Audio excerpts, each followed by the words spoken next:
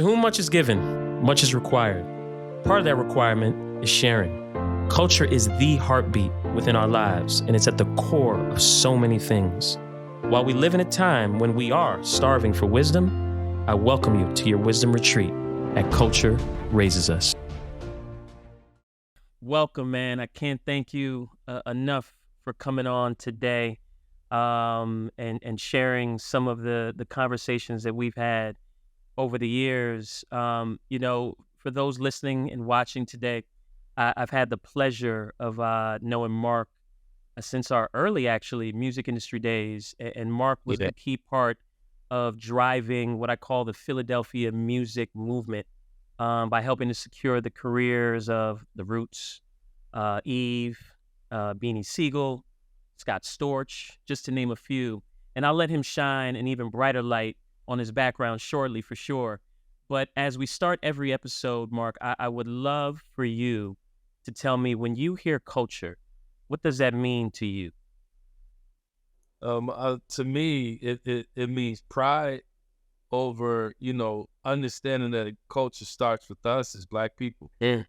And there are a lot of things that are built off culture that turns into economic value, both here and abroad. So, I think utilizing the word culture loosely to me is offensive. Okay.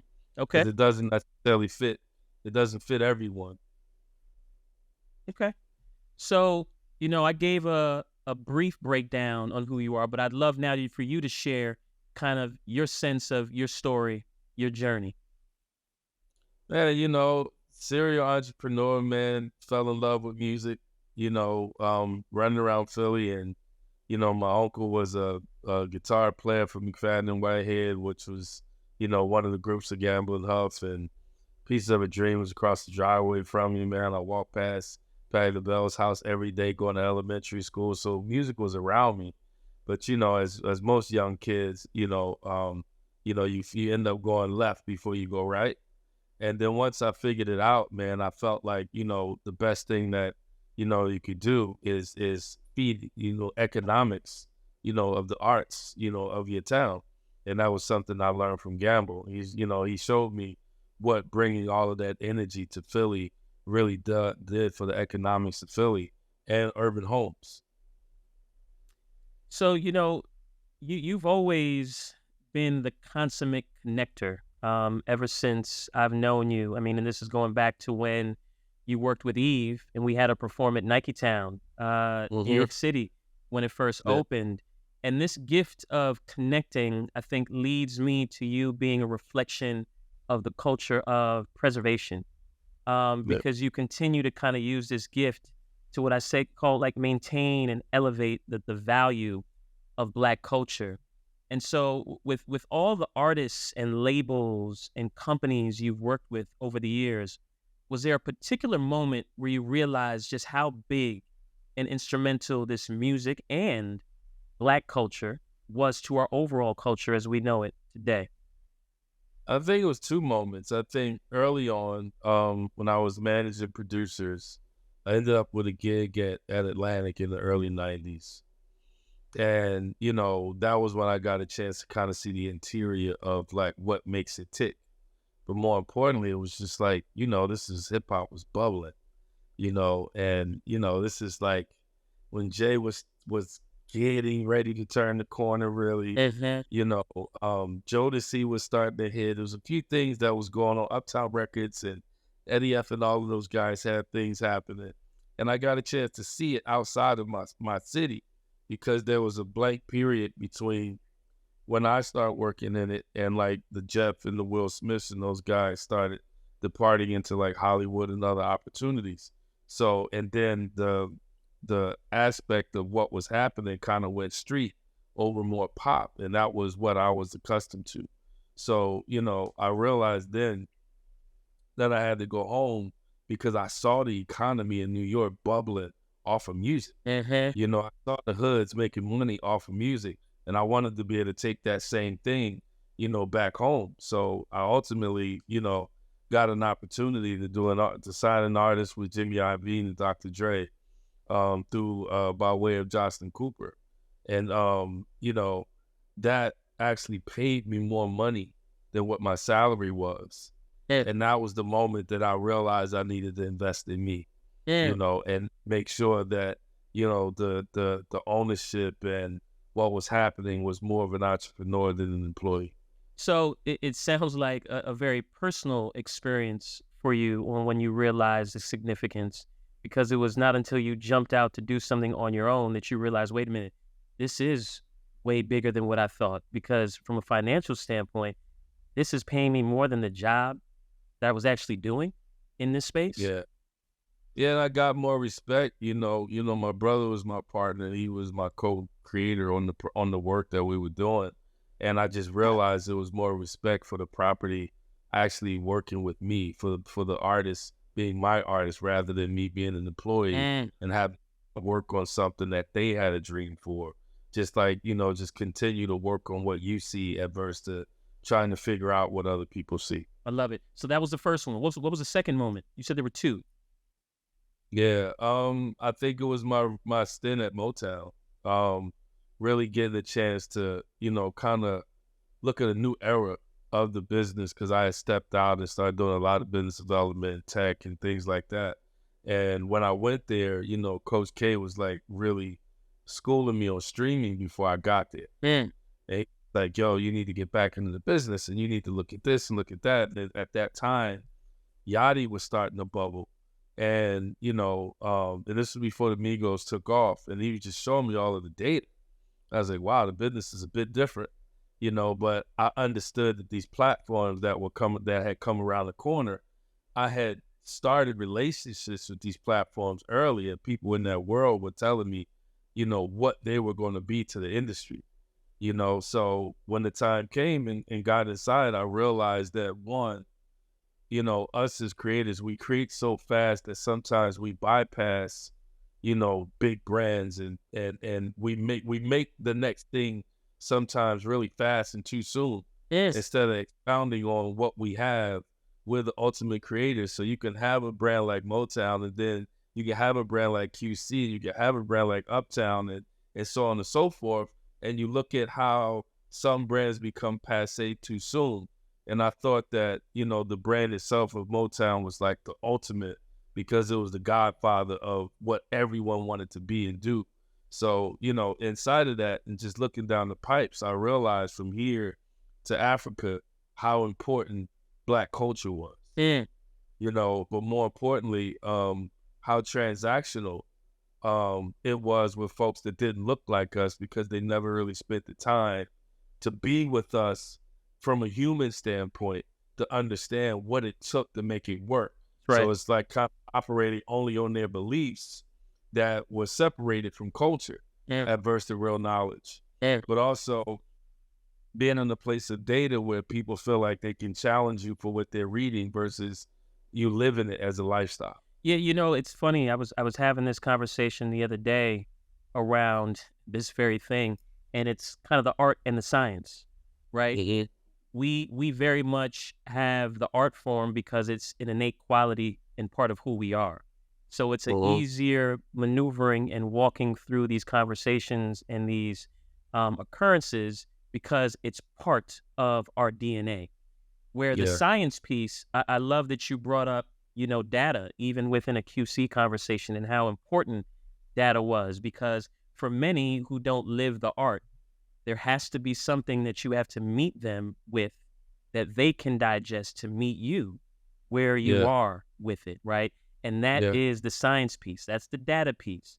So it was great to hear you break that down, and even that, a QC and team we're already thinking in that space of, no, we need to provide also these data points to those to complement the art part that we all know and live, like it's second nature Yeah. to us, to really help move this forward in the way that it needs to be moved.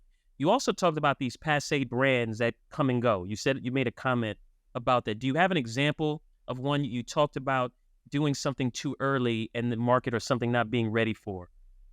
I feel like, look, I feel like brands like Motown should and can last forever, Mm-hmm. right? I feel like brands like Uptown and what Andre Harrell did should and can last forever. I mean, if a Sony can, right? If Warner can, if a Universal can, which actually used to be MCA, Mhm. if that can last for decades and things like that, we need to put more focus on our brands lasting that long, because that's the only way that we're going to preserve Yeah. the culture of what it is, because it needs to be ran through Black leadership. Just like I feel like an artist from the suburbs needs to be ran by someone that lived that life. Yeah. You know what I'm saying? So it's not a racist thing, although it's a race thing, of understanding that culture, because you have to live it. So I don't want to be at the helm of a Latino project or a Mexican project or an Italian project or whatever it may be if I'm not living that culture, because I feel like I'll be doing a disservice, not to the artist, but to the people. You know what I Mm. mean?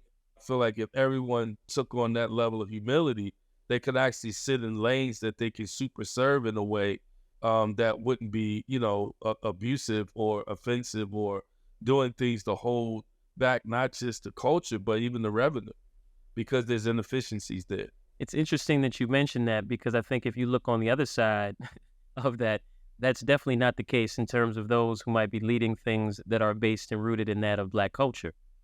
1,000,000%. I mean, look, it's the reason why some of the pop artists can grow the way that they grow, because there's nobody in the supply chain that lacks an understanding of not only where that artist comes from, but where it can go, Mm. right? When you look at a nice supply chain, it's a bunch of folks in there that are moving it like it's a Pepsi Cola. You know what I'm saying? Transactional. These are humans.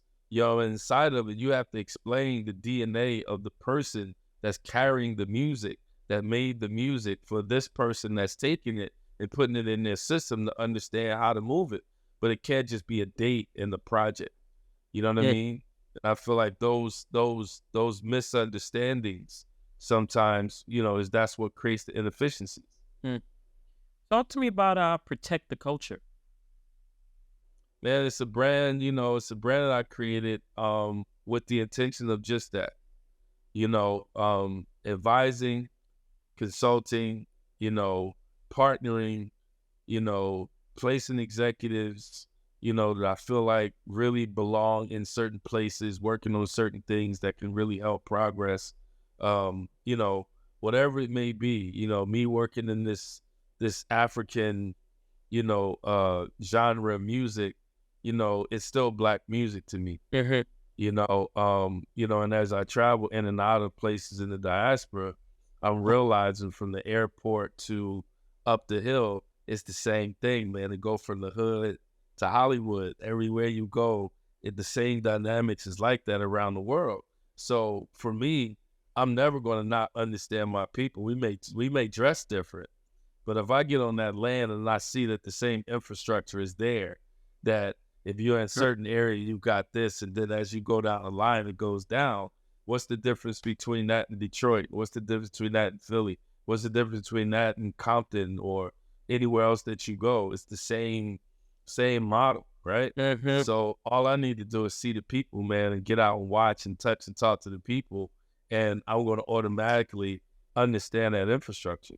So I've been blessed to start having some success and work with Tiwa Savage, made her last two projects, Celia and Water and Gary. Been helping out this kid Phils. I have a consultancy at Warner, but also a joint venture there for Afrobeat. I have a close relationship with Burner's family, so I'm a bit of an advisor, unofficial, but at the same time, the family comes to me for things that count when necessary. So I'm just trying to build that bridge and make sure that we have an understanding that our base is broad and urban. Our Mhm. urban demographic is much further than the United States, so we can go international if you focus on the hoods in every country before you focus on the burbs. Yeah, it all goes back to, I think, that notion of preservation, which you are, again, unapologetic and bullish about, which, comes through in you, with you, when you talk about this, protecting the culture and the conversations and the things that you were involved in there. I wonder, have you had instances when working in this space where there was a ton of resistance to your POV on something that, again, as you mentioned, is something that you can speak very clearly on because it's of and who you are and the DNA in which you have. Had there been instances that you can remember where it was like just a complete misalignment or a complete, friction of sorts that just blew your mind because once again you knew that you were to be the expert in the room around preserving the culture or a culture as we call it. Yeah, it's funny, wherever you go, there's a aspect of that happen, Mm-hmm. right? When we're not in leadership, there's an aspect of that that will always happen because, sometimes people don't realize when they misappropriate because they've had the privilege, Mm. Say that to again. do so. So, and to Yeah. me, I don't really take offense to it as more as I do to say, look, we want to spend a little time to educate, because the one thing for sure that gets all things through is facts, Sure. so I try to tuck the emotions away and make sure that, I'm operating on facts because Right. that's the one thing that's going to push it through. So if in fact the person on the other side of the table is just operating with ego, then they're also not about the success. And now we have a different problem. Mhm. You know what I mean? So I rather just deal with the facts so we can understand what we're dealing with above anything. Yeah, and another word that you said there that I think is another great tool in the toolbox to do what you do is educate, right? Yeah. Because for some, and you said it a little bit earlier, around privilege and entitlement, for some, they've never had to dig deep or go into the weeds on some of this, right? Because of that ability to move through privilege. And so Yeah. you have to act as an educator. So Yeah. instead of a Look, pitcher, I'm a God-fearing man, there you go. and at the end of the day, I understand that, God wants us to have empathy for all. And So even inside of it, man, I realize that there are people that don't look like us that have been lied to, that they're now, they've been living in this bubble where maybe their family didn't expose to them some of the heinous things that have taken place in the past. And now they're facing a bit of a different reality, and you got a little bit of shame and these things like that. So look, I'm adherent to that understanding, right? But at the same time, it's not going to stop us from educating because once you're educated, now you're held accountable boom, to how you have to move, right? boom. And it's the same thing for us. So, look, I lived in the birds for a while, raised my daughter, in the birds for a while, and really understood that you have a group of people that absolutely does not leave the area from which they stand, Right. right? So anything that they get out from outside of that area is pretty much hearsay because they're not getting real life experiences with these things, Mhm. right? So, I may have lived, maybe 30 minutes outside of Philly, and there was a bunch of folks that lived in my direct area that never crossed the bridge. Wow. You know what I'm saying? So I now understand that because I lived it, right? Right. So I can have that conversation, or I can at least have an understanding. But when you haven't had the chance to live in our hoods, go to our barbecues, be at our playgrounds every day, and deal with our folks, you know, put out fires and all of those type of things that you have to do in your own neighborhood, then there's nuances that you don't understand that what it takes and what makes it tick. Mhm. So even though going back to data, the person can read the data, but they can't tell you who, what, when, where, and how. They could just say a city. That's right. That's right. But we can say, when we look at the data, we could go back and like, damn, let me make a phone call. Yo, March 17th, what was popping in Chicago? Oh, man, Johnny had that party at such and such that he has every year. And, he had this person, and that person was there. Mhm. We're getting a different type of data all the way down to the granule Mhm. of how it happened, where it happened, and who was there. And that is the most relevant data that you can ever get Mhm. because now you're not wrong, Yeah. right? Yeah. So, look, I get the other side of the data. I get it, but I don't think that it should be a tool of empowerment. I think it should be a tool to like start bringing you closer to the reality. But then the culture side can come in and mix and match with that to help you understand, what exactly has really been read. Right. Right. Because if that wasn't the case, we wouldn't have so many artists now because they're using data tools that sound the same that our kids absolutely don't like. It was just a song for the moment. Yes. And some of the festivals let you know that when these kids, these TikTok kids, so to speak, performed at some of these festivals and none of the kids liked it. Now it's an awakening, right? Right. Now it's okay. Can't sign this person because they got 1 million views. Of course you can, because you don't know why. What took place that day to make someone like it? And Did they get clowned that day and got 1 million? You don't know. Context. So it's perception is 1,000,000%. So it's like at the end of the day, I feel like curation is important. If Sure. you're a great pop guy and you've curated that because you lived the life, then you should get all the respect and kudos necessary for what you developed, that skill, that talent. If you're a great rock guy, it should be the same thing. If you're a great country guy, it should be the same thing. It should be the hip hop guys be the same thing. But for whatever reason, because our stuff generates so much capital, it always gets misappropriated. Sure. But if people that stand behind the dollars would really, really understand what they're missing, they would figure out a way to get more of us behind the wheel. Sure. Well, you just segued into one of the bigger questions that we tee up. And when you talk about Black culture as we know it, it is quite often borrowed, appropriated, or used to inspire other cultures and industries. So talk to me about the importance of the Black ownership and recognition of what it is that the Black community has brought to not only this country, but the world. Yeah, I mean, ownership is key to anything, right? Because without assets, you lose a lot of value, right? I mean, look at here. Look, they created the Office of Patents specifically to take the inventions of slaves, right? So, if you look back during those times, like if someone is operating with you from a very violent place, from a very hateful place, they're not going to come up with ways for you to do the yard a little bit easier. Yeah. There's a thrill in watching you sweat. So if you look at any time, the person that's doing the work is typically the person that's going to find a way to do it easier.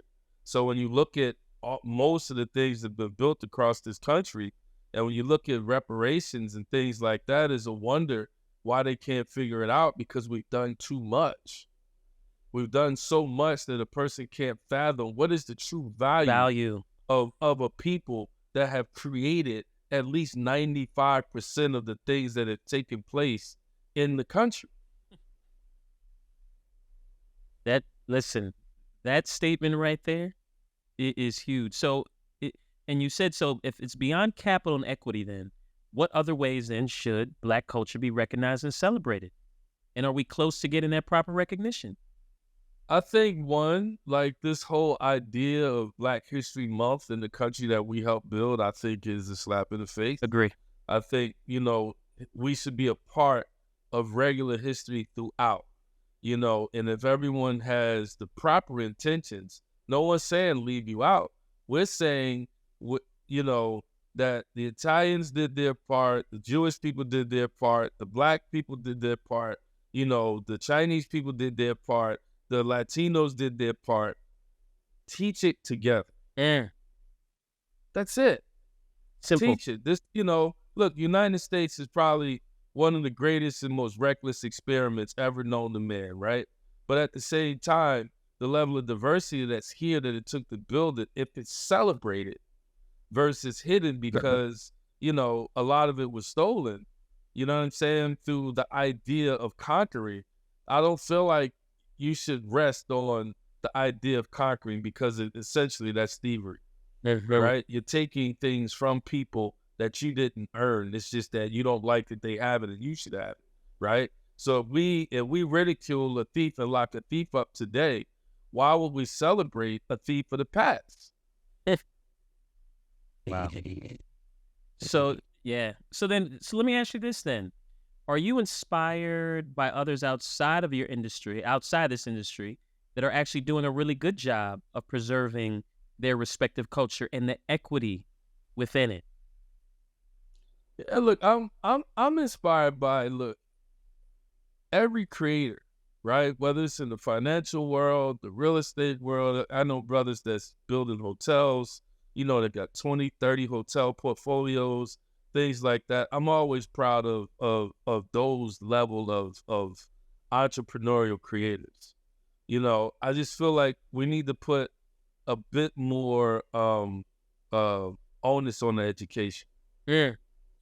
because the places that we're missing is through the lack of education. Mm-hmm. You know what I mean? Look, we've been sitting in the country, civil rights wasn't but 50 something years ago. So the battle against things and the fact that there were things put in notebooks and things like that that were taking you off course of your history. I mean, our history is starts with slavery and ends in civil rights, but is that our history? Right. Right? So when you got that we got to open that up, and I feel like every nationality of people deserves for the bottle to be completely open, Mm-hmm. to understand that their contribution to society. You know what I'm saying? And then I feel like when people look over across the aisle, they'll respect each other more.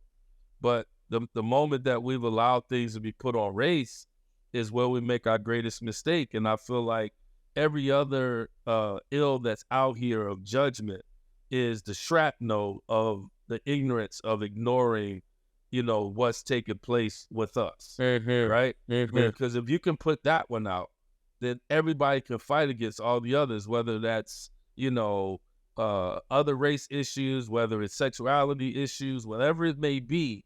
If God says thou shalt not judge, right? If you put it out, the one that people ignored the longest time, then all the other ones will go away.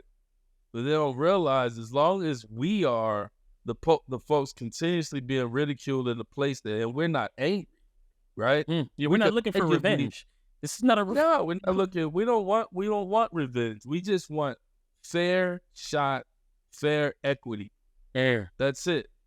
But if you look at us, we are absolutely not an angry culture. Yeah. It's not who we are. So we're not moving with anger. You can't get frustration mixed up with anger. That's right. Anger That's right. turns to violence. Frustration turns into let me back away. Yeah. You know what I mean? So, I think sometimes, man, man, the education is key. No, Education. I hear you. Education is everything. And so with that, I come back and I ask, so is there an example, though, where you can see preserving a respective culture is happening and the equity aligned with it is also in a good place? Is there an example or anything that you've seen, again, outside of our respective industries, outside of our respective culture? Is there anything where you're like, you know what, they've done or this took a great step towards doing what it is I envision us getting to do better here with regards to these conversations? I mean, look, if I could see any example of someone that worked from the bottom and completely like they're turning around, you see how they're working together as a culture. I would say look at cases like Dubai, Yeah. right? A place that, arguably they started developing in the 1980s. You know what I'm saying? And when you look at them now, you look at the economy, now, and you look at how they work together and how they kind of put laws in place against crime and all the other things, man. And the fact that, they respect God on a regular basis as a way of life. I think that they've done a great job. Yeah.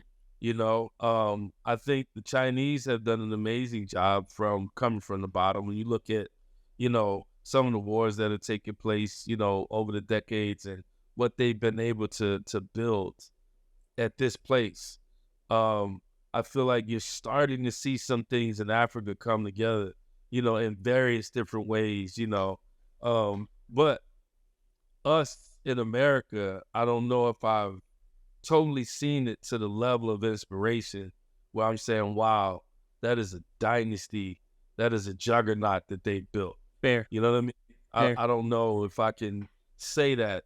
We've seen people get money, but I'm not exactly sure where that money spreads across urban culture not only from an economic standpoint, but a development standpoint, right? Right. Because the money has to kind of go across and then go up. And so I haven't seen that here yet Right. in no industry, to be honest. So yeah, I mean, obviously, it's critical for you to preserve Black culture, and it's evident in everything that you've done and that you're currently doing for sure. Is there also an intentional choice you make to ensure that you don't deviate from your why? Like, what's that intentional choice? Whether it's every day, I don't know if it's an everyday check-in, a monthly check-in. What is that? But is there this intentional choice you make to ensure that you don't pivot off your why?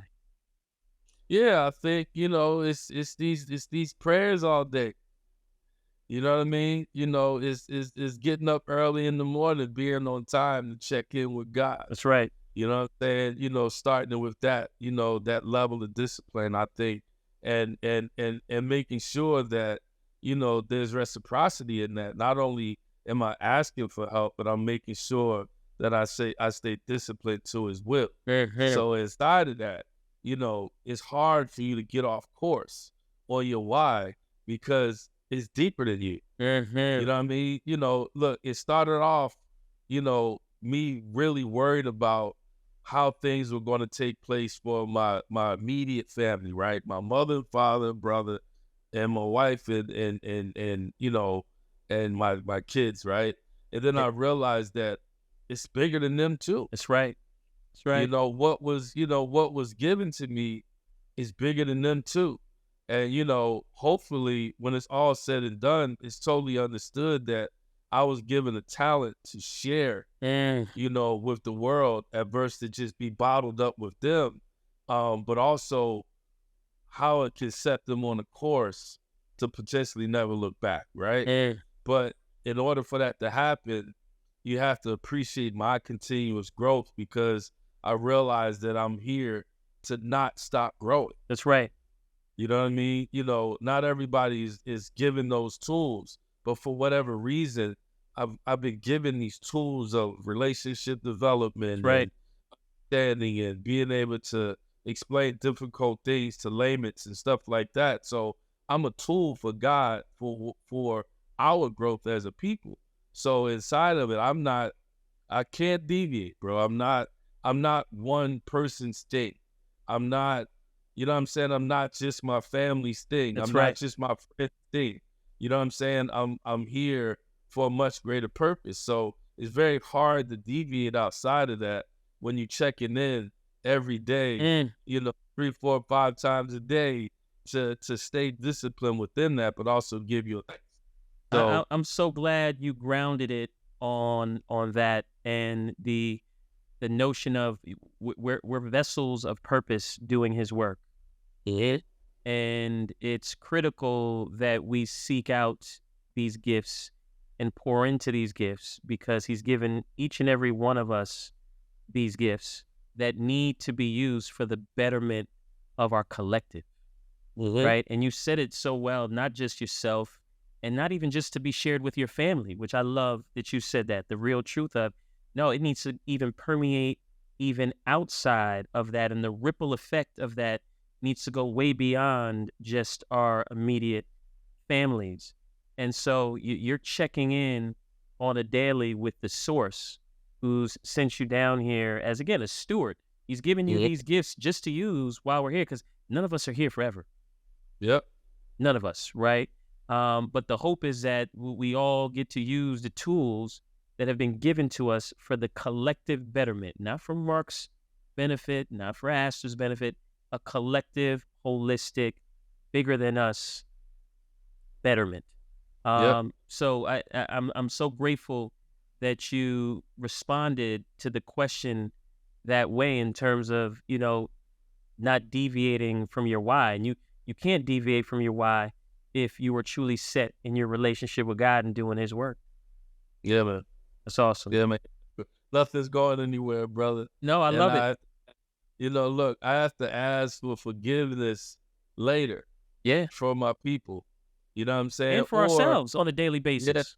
yeah, but more importantly is, look, when you understand what you're here for, I believe that over time people will catch up. Mhm. If you stick to the mission, they will really start to understand.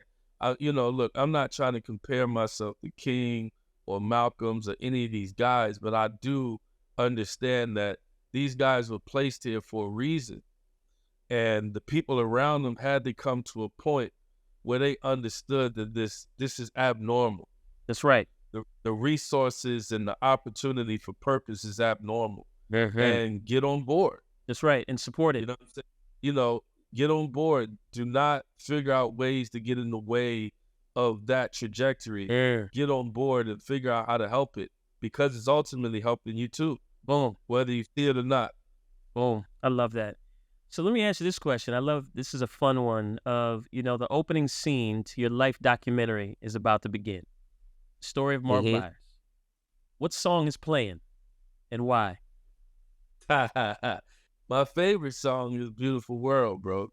Ah. "Wonderful World," rather. Yeah, Louis Armstrong, "Wonderful World." And That's my why favorite. why does that so it's your favorite, but why is that a defining element of who you are in terms of telling your story? It's funny because I was started, look, I used to beg to get out of the house super early in the morning, like crack of dawn. I just want to be outside. I don't care, ride my bike, skateboard, whatever it be. I need to be outside, but I always went to the playground first. You know what I mean? The playground was kind of catty corner from my driveway. I could see it from my window. I could hear when cats is on the basketball court pounding the ball, stuff like that. But the playground became that place where I learned how to fellowship with people on all levels, whether it was adults, bad street cats, or athletes, whatever it may be. Every walk of life used to be in the playground, and I became, my playground was a pretty progressive black neighborhood. You know what I mean? It was called Mount Airy in Philly. And all of the entrepreneurs, they had a softball team there that on the jewelry stores, the grocery stores, all of that. I was the guy that went to the store for all of these guys. Mm. So I was always in the mix with these older guys, but my father understood that because he was there too. So he would always allow like real men to put their arm around me. But the guys that was drinking beer and stuff like that, my father would threaten them, like, if I ever see you talking to my son, me and you got a problem. Mm. You know what I'm saying? And the whole playground, they had an understanding. From the basketball court, the tennis courts, the football field, the baseball field, everybody had a clear understanding, and everybody's father somehow, had some energy in the playground. You know what I mean? So, that's the part that I feel like was the developing aspect of me, was that playground. Mm. That place that taught you how to socially connect, but also maneuver around various different personalities of people, to get in and out of it every day safely. And that's why that song would be the song for your documentary. Go on, bro. I love it. Well, we always end this conversation with, providing these seeds. We talk about seeds a lot in this space, right? In terms of individuals planting these seeds and watering it and nurturing it in a way that blossoms into something that we never would have thought, right? And we've been able to see a number of those within the respective cultures we've lived and worked in. But I would love for you to leave the three seeds to the next stewards or the stewards of culture moving forward. What would three key seeds be that you would leave this next generation?